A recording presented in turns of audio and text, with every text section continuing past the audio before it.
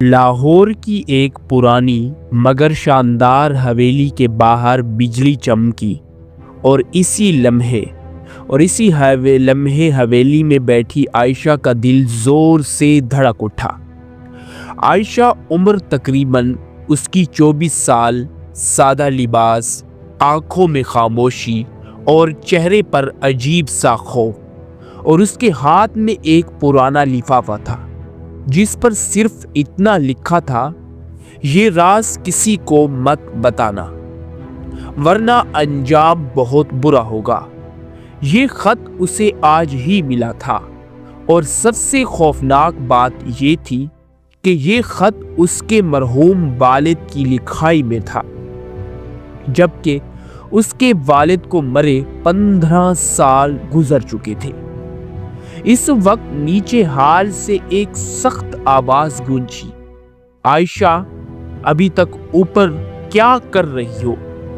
یہ آواز تھی ملک سکندر کی، حویلی کا مالک، عائشہ کا چچا، اور ایک ایسا شخص جس کے چہرے پر ہمیشہ نرمی مگر آنکھوں میں خطرناک چمک ہوا کرتی تھی۔ عائشہ نے لفافہ جلدی سے الماری میں چھپا اور نیچے آ گئی۔ ہال میں پورا خاندان بیٹھا تھا۔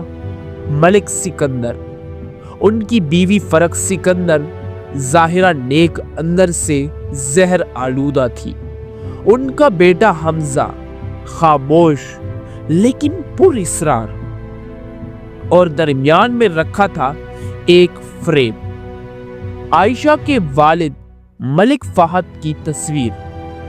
ملک سکندر نے گہری سانس لے کر کہا، آج 15 سال ہو گئے فہد کو گئے، اور آج ہی میں ایک بڑا فیصلہ کرنے جا رہا ہوں۔ یہ سن کر وہاں پر موجود تمام لوگ چونک اٹھے۔ فرخ نے فوراً کہا، بھائی جان، کیا فیصلہ؟ ملک سکندر کی نظر سیدھی عائشہ پر جا ٹھہری۔ میں اپنی ساری جائیداد کا وارث حمزہ اور عائشہ کو بلانے والا ہوں۔ پورے کمرے میں سناٹا چھا گیا۔ حمزہ کی آنکھوں میں ایک لمحے کے لیے حیرت آ گئی، اور پھر ایک ہلکی سی مسکراہٹ جو عائشہ نے دیکھ لی۔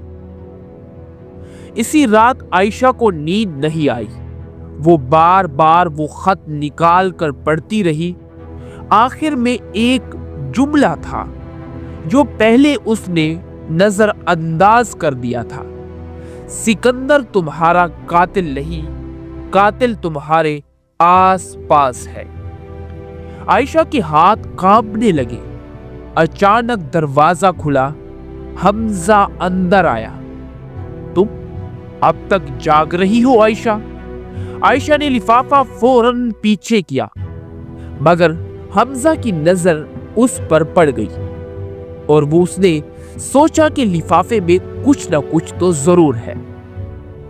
حمزہ آہستہ سے مسکرایا اور کہا کہ کیا ہے اس میں؟ کیا تم دفن کر رہی ہو اور ہم سے کیا چھپا رہی ہو؟ یہ حویلی صرف اینٹوں کی نہیں بنی، بلکہ اس میں کئی راز چھپے ہوئے ہیں۔ جب اس نے اس سے یہ کہا تو عائشہ تھوڑی سی ڈر گئی۔ اس کے بعد خاموشی قسم۔ صبح حویلی میں غیر معمولی خاموشی تھی۔ بارش رک چکی تھی، مگر ہوا میں ابھی بھی تھوڑی سی نمی بقایا تھی۔ بارش رک چکی تھی۔ عائشہ فجر کے بعد جاگ گئی۔ رات کی اگر بات کریں تو حمزہ سو گیا تھا۔ رات حمزہ کی باتیں اس کے کانوں میں گونج رہی تھی۔ کچھ راز دفن ہی رہے تو بہتر ہوگا۔ وہ ناشتہ بنانے کچن میں آئی تو دیکھا فرخ سکندر پہلے سے موجود تھے۔ چہرے پر مسکراہٹ مگر آنکھوں میں عجیب سا تناؤ۔ آج تم نے بہت تھکی لگ رہی ہو بیٹا، فرخ نے دودھ رکھتے ہوئے کہا۔ عائشہ نے دھیرے سے جواب دیا، جی نیند پوری نہیں ہوئی، जी। फरख ने अचानक सवाल दाग दिया, तुम कल रात किस से बात कर रही थी? आयशा चौंक गई। मैं तो किसी से बात नहीं कर रही थी। फरख मुस्कुरा दी। अच्छा, मैं वैसे ही पूछ रही थी। लेकिन आयशा समझ गई थी इस पर नजर रखी जा रही है। इस वक्त स्टडी रूम में मलिक सिकंदर किसी फाइल को देख रहे थे। उनके सामने एक शख्स बैठा था, अय्याज मलिक, पुराना खानदानी वकील। अय्याज ने धीमी आवाज में कहा कि सिकंदर साहब, अगर वो फाइल सामने आ गई तो सब कुछ खत्म हो सकता है। मलिक सिकंदर की पेशानी पर पसीना आ गया। वो फाइल दफन हो चुकी है, फहद ने खुद कहा था। अय्याज ने मायने खेज नजर डाली। फहद साहब ने बहुत सी बातें खुद कही थी जो बाद में सच साबित हुई। सिकंदर ने मुट्ठी भींची। किसी सूरत आयशा को सच का पता नहीं लगना चाहिए। इधर हमजा अपनी गाड़ी में बैठा कहीं जा रहा था। फोन पर उसकी बात हो रही थी। हाँ, वो खत उस तक पहुंच चुका है। नहीं, अभी वो पूरी बात नहीं जानती। वक्त आने दो, खुद सब कुछ सामने आ जाएगा। वो फोन बंद करके हंसा। हर खेल सब्र मांगता है। दोपहर को आयशा यूनिवर्सिटी गई, मगर उसका दिल वहां ना लगा। वापसी पर उसने अचानक फैसला किया। वो शहर के एक पुराने कब्रिस्तान पहुंची जहां उसके वालिद मलिक फहद दफन थे। वो कब्र के पास बैठी आंसुओं के साथ बोली, अबू, अगर आपका कातिल हमारे आसपास है तो मैं उसे जरूर बेनकाब करके रहूंगी। इसी लम्हे किसी ने पीछे से कहा, सच की तलाश अक्सर अपनों को दुश्मन बना देती है। आयशा ने फौरन पलट कर देखा। सामने खड़ा था एक शख्स, डॉक्टर आदिल फहद, उसके वालिद का पुराना दोस्त, जिसे वो बरसों बाद देख रही थी।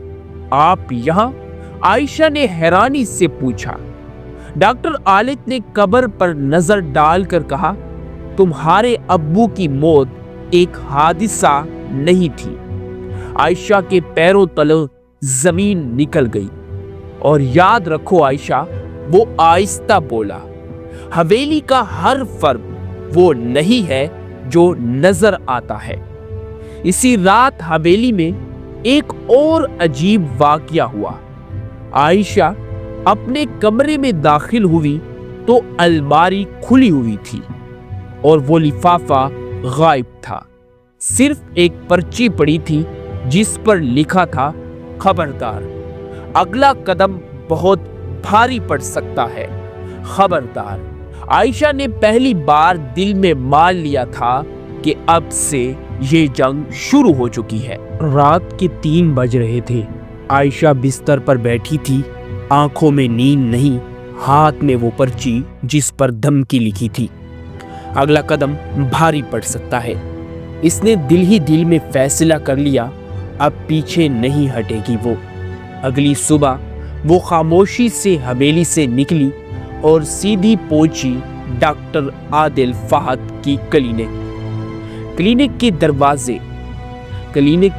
दरवाजे काफी ज्यादा पुराने थे, लेकिन क्लिनिक के दरवाजे अभी भी बंद थे।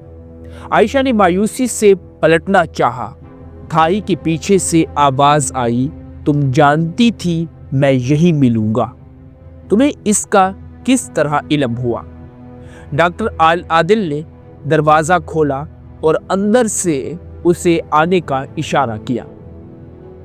क्लिनिक के एक कमरे में दीवार पर लगी फाइलें, पुरानी तस्वीरें, एक तस्वीर पर आयशा की नजर ठहर गई। उसके अब्बू और साथ ही मलिक सिकंदर। आयशा ने फौरन पूछा, अब्बू और चचा के दरमियान क्या था? ڈاکٹر عادل نے گہری سانس لی۔ اختلاف اور بہت شدید اختلاف۔ وہ کرسی پر بیٹھا اور بولنا شروع کیا۔ 15 سال پہلے تمہارے ابو نے حویلی کی زمین پر بننے والی ایک بہت بڑی پروجیکٹ کو روک دیا تھا۔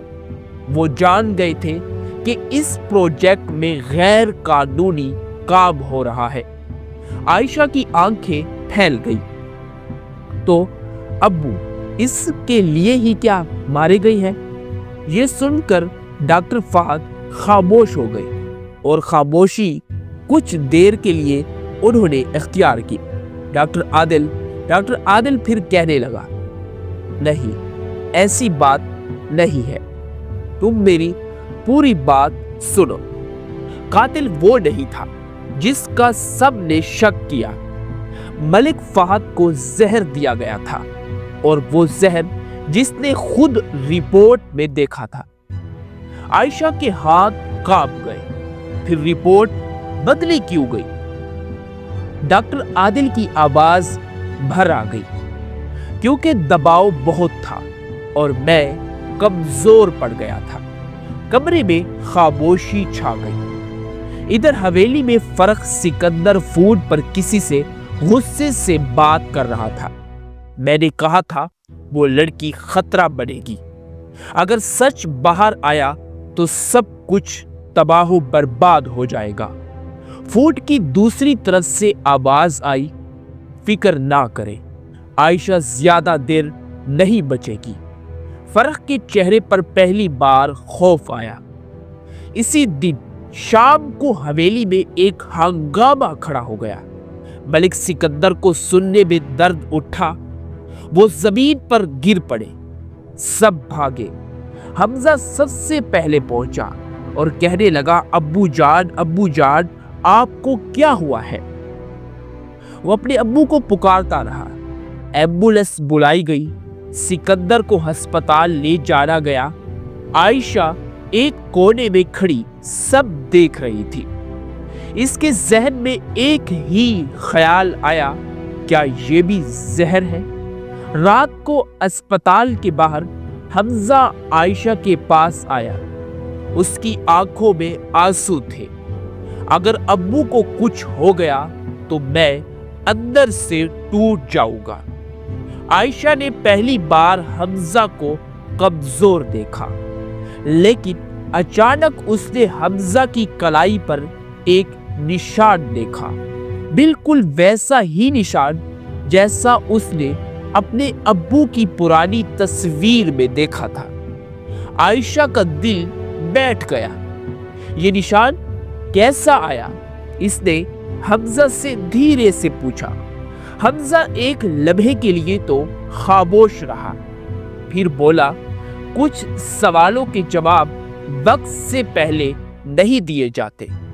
اسی لمحے ڈاکٹر باہر آیا۔ ملک سکندر خطرے سے باہر ہے، لیکن ہمیں کچھ مشکوک چیزیں ملی ہے۔ عائشہ نے آسمان کی طرف دیکھا۔ یہ صرف شروعات ہے، اب سچ راستہ خود بنائے گا۔ یہ کون سا سچ ہوگا جو کہ راستہ خود بنائے گا؟ اسپتال کی سفید دیواروں کے بیچ ایک بھاری خاموشی تھی۔ عائشہ نے بینچ پر بیٹھی ہاتھ میں موبائل پکڑا، اور اس کی نظر مسلسل اسی موبائل کی طرف تھی۔ ملک سکندر ICU میں تھے۔ اچانک ایک مضبوط آواز آئی، ملک سکندر کے کیس میں ہمیں تفتیش کرنی ہوگی۔ سامنے کھڑا تھا ASP راشد محمود، سخت چہرہ، تیز آنکھیں، کم بات زیادہ کام۔ فرق فوراً بول پڑی، یہ سب دل کا دورہ ہے، تفتیش کی کیا ضرورت؟ راشد نے سیدھا جواب دیا، جب مریض کے خون میں مشکوک کیمیکل ہو تو سوال بنتا ہے۔ عائشہ کا دل تیز دھڑکنے لگا۔ اسی رات عائشہ کو ایک نامعلوم نمبر سے کال آئی، اگر سچ جاننا ہے تو حویلی کے سٹور روم میں آؤ، اکیلی آنا۔ کال کٹ گئی۔ وہ کانپتے قدموں سے سٹور سے روم تک پہنچی۔ گرد آلود الماریاں، ٹوٹے بکسے، پرانی چیزیں، ایک کونے میں رکھا تھا ایک پرانا ٹی وی آر۔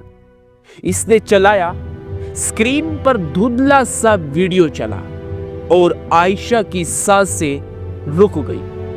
ویڈیو میں اس کا ابو ملک فہد چیخ رہے تھے، سکندر یہ زہر تم نے کہاں سے لیا؟ اور سامنے کھڑا شخص حمزہ تھا، نوجوان، غصے میں، ہاتھ میں شیشہ۔ آپ نے ہمیں برباد کر دیا ہے، حمزہ کی آواز ویڈیو میں گونجی۔ ویڈیو اچانک بند ہو گئی۔ عائشہ زمین پر بیٹھ گئی۔ یہ جھوٹ ہے، اس کی آواز کانپ رہی تھی۔ اچانک دروازہ کھلا، ایس پی راشد اندر آیا۔ آپ کو یہ ویڈیو کہاں سے ملی؟ عائشہ نے چونک کر موبائل پیچھے کیا۔ آپ یہاں کیسے؟ راشد نے آہستہ سے کہا، کیونکہ یہ ویڈیو برسوں پہلے غائب ہو گئی تھی اور جو شخص اسے چھپائے بیٹھا تھا وہ آج بھی اسی گھر میں ہے۔ اسی وقت اسپتال سے کال آئی، ملک سکندر رکو، ہوش آ گیا ہے۔ سب بھاگے۔ سکندر کمزور آواز میں بولے، عائشہ میرے قریب آؤ۔ عائشہ جھکی۔ سکندر اس کے کان میں کہا، حمزہ قاتل نہیں ہے۔ عائشہ کی آنکھوں سے آنسو بہہ نکلے۔ پھر کون ہے چچا؟ سکندر نے آنکھیں بند کی اور صرف ایک لفظ بولا، فرح۔ مائٹ بیپ کرنے لگی۔ کمرے کے باہر سکندر دیوار کے ساتھ ٹیک لگائے کھڑی تھی۔ ان کے چہرے پر پسینہ تھا۔ ان کے فون پر ایک میسج آیا، اب کھیل ختم ہونے والا ہے۔ فرح نے موبائل زمین پر پھینک دیا۔ نہیں، میں نے یہ سب خاندان کے لیے کیا تھا۔ اور اسی لمحے پولیس نے انہیں حراست میں لے لیا۔ عائشہ نے دور کھڑی حمزہ کو دیکھا۔ حمزہ کی آنکھوں میں آنسو تھے اور مسکراہٹ بھی۔ آخر اس مسکراہٹ کی وجہ کیا تھی؟ یہ جانتے ہوئے یہ کہانی یہاں ایک اور نیا موڑ آتا ہے۔ فرح سکندر کو پولیس لے جا چکی تھی۔ حویلی میں عجیب سا سکوت تھا، جیسے دیواریں بھی سانس روک کر سب دیکھ رہی ہو۔ عائشہ نے اپنے کمرے میں بیٹھی تھی۔ دل میں ایک ہی سوال تھا، اگر فرح قاتل ہے تو حمزہ اس ویڈیو میں کیوں تھا؟ دروازہ آہستہ سے کھلا۔ حمزہ اندر آیا، چہرہ بجھا ہوا، آنکھوں میں وہی پرانی پر اسرار چمک۔ تم نے مجھ سے نفرت کرتی تھی، اس نے اچانک پوچھا۔ عائشہ نے نظریں اٹھائی۔ میں سچ میں تم سے نفرت کرتی ہوں، جھوٹ سے نہیں۔ حمزہ تلخی سے ہنسا۔ پھر سن لو سچ۔ حمزہ وہاں پر کرسی پر بیٹھا۔ 15 سال پہلے میں نے وہ ویڈیو جان بوجھ کر بننے دی تھی۔ عائشہ کا دل رک سا گیا۔ کیا مطلب؟ ابو اور فرح دونوں ایک دوسرے کو تباہ کرنا چاہتے تھے اور اصل کھیل زمینوں اور پاور کا تھا۔ حمزہ کی آواز بھاری ہو گئی، لیکن اصل ماسٹر مائنڈ کوئی اور تھا۔ عائشہ چونکی، کون؟ حمزہ نے آنکھیں بند کی۔ ایاز ملک۔ فلیش بیک جیسے کمرے میں پھیل گیا۔ ایاز ملک، وکیل خاموش، وفادار، وہی رپورٹس بدلنے والا، وہی فائلز غائب کرنے والا۔ حمزہ بولا۔ ایاز نے ہی فرح کو زہر تک پہنچایا اور ابو کو یقین دلایا کہ سب خاندان کے فائدے کے لیے ہی وہ سب کر رہا ہے۔ جب ابو کو شک ہوا تو بہت دیر ہو چکی تھی۔ عائشہ کی آنکھوں سے آنسو گرنے لگے۔ تو میرے ابو؟ حمزہ نے نظریں چرا لی۔ آپ کے ابو کو مارنے کا حکم ایاز نے دیا تھا۔ فرح نے صرف آخری قدم اٹھایا۔ اسی لمحے باہر پولیس کی گاڑیوں کی آواز آئی۔ ایس پی راشد تیزی سے اندر داخل ہوا۔ ایاز ملک فرار ہو چکا تھا۔ عائشہ کھڑی ہو گئی۔ وہ کہاں جا سکتا ہے؟ حمزہ نے دھیرے سے کہا، جہاں سب کچھ شروع ہوا تھا۔ رات کا وقت، شہر کے باہر وہی پرانا کنسٹرکشن سائٹ جہاں 15 سال پہلے منصوبہ رکا تھا۔ ایاز ملک ایک گاڑی کے پاس کھڑا تھا، ہاتھ میں فائل۔ اچانک پیچھے سے آواز آئی، قانون سے بھاگنا اتنا آسان نہیں ایاز صاحب۔ ایس پی راشد نے ہتھیار تان لیا۔ ایاز نے ہنستے ہوئے کہا، میں نے صرف سچ کو اپنے فائدے کے مطابق موڑا تھا۔ اسی لمحے عائشہ آگے بڑھی۔ آپ نے میرے ابو کو مارا؟ ایاز نے پرانی آواز سے کہا۔ وہ بہت ایماندار تھے اور انہیں ایمانداری مہنگی پڑی۔ حمزہ آگے آیا۔ کھیل ختم ہوا۔ ایاز نے آخری کوشش میں بندوق نکالی، مگر بندوق چلنے سے پہلے ہی پولیس نے اسے چاروں اطراف سے گھیر لیا۔ صبح کی اذان کے ساتھ سب تبدیل ہو چکا تھا۔ ہر کچھ، ہر چیز، ہر قدم، ہر چیز تبدیل ہو چکی تھی۔ فرح جیل میں، ایاز گرفتار، سکندر کی حالت بہتر ہو چکی تھی۔ عائشہ قبرستان میں اپنے ابو کی قبر کے پاس کھڑی تھی۔ ابو خاموش، قسم پوری ہو گئی، سچ جیت گیا۔ پیچھے حمزہ کھڑا تھا۔ کچھ زخم کیوں نہیں بڑھتے؟ وہ بولا، مگر سچ کے بعد سانس آ جاتی ہے۔ عائشہ نے پہلی بار سکون سے اپنی آنکھیں بند کی اور اسے اس بات کا علم ہو گیا کہ سچ کبھی نہ کبھی ضرور باہر آتا ہے اور سچ کی ہمیشہ جیت ہوتی ہے۔ جھوٹ چاہے کتنا ہی مضبوط کیوں نہ ہو، آخر ایک بار سچ اس کا سامنا ضرور ہوتا ہے۔ اسی کے ساتھ اگر آج کی یہ ویڈیو آپ کو پسند آئی ہے تو ہمارے یوٹیوب چینل ڈیرا پروڈکشن 2.0 کو ضرور سبسکرائب کریں۔ لاہور کی ایک پرانی مگر شاندار حویلی کے باہر بجلی چمکی اور اسی لمحے حویلی میں بیٹھی عائشہ کا دل زور سے دھڑک اٹھا۔ عائشہ عمر تقریباً اس کی 24 سال، سادہ لباس، آنکھوں میں خاموشی اور چہرے پر عجیب سا خوف، اور اس کے ہاتھ میں ایک پرانا لفافہ تھا جس پر صرف اتنا لکھا تھا، یہ راز کسی کو مت بتانا ورنہ انجام بہت برا ہوگا۔ یہ خط اسے آج ہی ملا تھا اور سب سے خوفناک بات یہ تھی کہ یہ خط اس کے مرحوم والد کی لکھائی میں تھا، جبکہ اس کے والد کو مرے 15 سال گزر چکے تھے۔ اس وقت نیچے حال سے ایک سخت آواز گونجی، عائشہ ابھی تک اوپر کیا کر رہی ہو؟ یہ آواز تھی ملک سکندر کی، حویلی کا مالک، عائشہ کا چچا، اور ایک ایسا شخص جس کے چہرے پر ہمیشہ نرمی مگر آنکھوں میں خطرناک چمک ہوا کرتی تھی۔ عائشہ نے لفافہ جلدی سے الماری میں چھپا اور نیچے آ گئی۔ حال میں پورا خاندان بیٹھا تھا۔ ملک سکندر، ان کی بیوی فرخ سکندر ظاہرہ نیک، اندر سے زہر آلودہ تھی۔ ان کا بیٹا حمزہ خاموش لیکن پر اصرار، اور درمیان میں رکھا تھا ایک فریم، عائشہ کے والد ملک فہد کی تصویر۔ ملک سکندر نے گہری سانس لے کر کہا، آج 15 سال ہو گئے فہد کو گئے، اور آج ہی میں ایک بڑا فیصلہ کرنے جا رہا ہوں۔ یہ سن کر وہاں پر موجود تمام لوگ چونک اٹھے۔ فرخ نے فوراً کہا، بھائی جان کیا فیصلہ؟ ملک سکندر کی نظر سیدھی عائشہ پر جا ٹھہری۔ میں اپنی ساری جائیداد کا وارث حمزہ اور عائشہ کو بلانے والا ہوں۔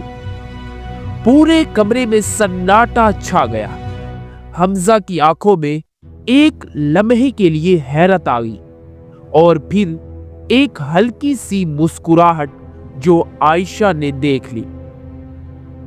اسی رات عائشہ کو نیند نہیں آئی۔ وہ بار بار وہ خط نکال کر پڑھتی رہی۔ آخر میں ایک جملہ تھا جو پہلے اس نے نظر انداز کر دیا تھا، سکندر تمہارا قاتل نہیں، قاتل تمہارے آس پاس ہے۔ عائشہ کے ہاتھ کانپنے لگے۔ اچانک دروازہ کھلا۔ حمزہ اندر آیا۔ تم اب تک جاگ رہی ہو عائشہ؟ عائشہ نے لفافہ فوراً پیچھے کیا، مگر حمزہ کی نظر اس پر پڑ گئی اور اس نے سوچا کہ لفافے میں کچھ نہ کچھ تو ضرور ہے۔ حمزہ آہستہ سے مسکرایا اور کہا کہ کیا ہے اس میں؟ کیا تم دفن کر رہی ہو اور ہم سے کیا چھپا رہی ہو؟ یہ حویلی صرف اینٹوں کی نہیں بنی، بلکہ اس میں کئی راز چھپے ہوئے ہیں۔ جب اس نے اس سے یہ کہا تو عائشہ تھوڑی سی ڈر گئی۔ اس کے بعد خاموشی قسم۔ صبح حویلی میں غیر معمولی خاموشی تھی۔ بارش رک چکی تھی، مگر ہوا میں ابھی بھی تھوڑی سی نمی بقایا تھی۔ بارش رک چکی تھی۔ عائشہ فجر کے بعد جاگ گئی۔ رات کی اگر بات کریں تو حمزہ سو گیا تھا۔ رات حمزہ کی باتیں اس کے کانوں میں گونج رہی تھی۔ کچھ راز دفن ہی رہے تو بہتر ہوگا۔ وہ ناشتہ بنانے کچن میں آئی تو دیکھا فرخ سکندر پہلے سے موجود تھے۔ چہرے پر مسکراہٹ مگر آنکھوں میں عجیب سا تناؤ۔ آج تم نے بہت تھکی لگ رہی ہو بیٹا، فرخ نے دودھ رکھتے ہوئے کہا۔ عائشہ نے دھیرے سے جواب دیا، جی نیند پوری نہیں ہوئی۔ جی، فرخ نے اچانک سوال داغ دیا، تم کل رات کس سے بات کر رہی تھی؟ عائشہ چونک گئی۔ میں تو کسی سے بات نہیں کر رہی تھی۔ فرخ مسکرا دی۔ اچھا، میں ویسے ہی پوچھ رہی تھی۔ لیکن عائشہ سمجھ گئی تھی اس پر نظر رکھی جا رہی ہے۔ اس وقت اسٹڈی روم میں ملک سکندر کسی فائل کو دیکھ رہے تھے۔ ان کے سامنے ایک شخص بیٹھا تھا، ایاز ملک، پرانا خاندانی وکیل۔ ایاز نے دھیمی آواز میں کہا کہ سکندر صاحب، اگر وہ فائل سامنے آ گئی تو سب کچھ ختم ہو سکتا ہے۔ ملک سکندر کی پیشانی پر پسینہ آ گیا۔ وہ فائل دفن ہو چکی ہے، فہد نے خود کہا تھا۔ ایاز نے معنی خیز نظر ڈالی۔ فہد صاحب نے بہت سی باتیں خود کہی تھی جو بعد میں سچ ثابت ہوئی۔ سکندر نے مٹھی بھینچی۔ کسی صورت عائشہ کو سچ کا پتہ نہیں لگنا چاہیے۔ ادھر حمزہ اپنی گاڑی میں بیٹھا کہیں جا رہا تھا۔ فون پر اس کی بات ہو رہی تھی۔ ہاں، وہ خط اس تک پہنچ چکا ہے۔ نہیں، ابھی وہ پوری بات نہیں جانتی۔ وقت آنے دو، خود سب کچھ سامنے آ جائے گا۔ وہ فون بند کر کے ہنسا۔ ہر کھیل صبر مانگتا ہے۔ دوپہر کو عائشہ یونیورسٹی گئی، مگر اس کا دل وہاں نہ لگا۔ واپسی پر اس نے اچانک فیصلہ کیا۔ وہ شہر کے ایک پرانے قبرستان پہنچی جہاں اس کے والد ملک فہد دفن تھے۔ وہ قبر کے پاس بیٹھی آنسوؤں کے ساتھ بولی، ابو اگر آپ کا قاتل ہمارے آس پاس ہے تو میں اسے ضرور بے نقاب کر کے رہوں گی۔ اسی لمحے کسی نے پیچھے سے کہا، سچ کی تلاش اکثر اپنوں کو دشمن بنا دیتی ہے۔ عائشہ نے فوراً پلٹ کر دیکھا۔ سامنے کھڑا تھا ایک شخص، ڈاکٹر عادل فہد، اس کے والد کا پرانا دوست، جسے وہ برسوں بعد دیکھ رہی تھی۔ آپ یہاں؟ عائشہ نے حیرانی سے پوچھا۔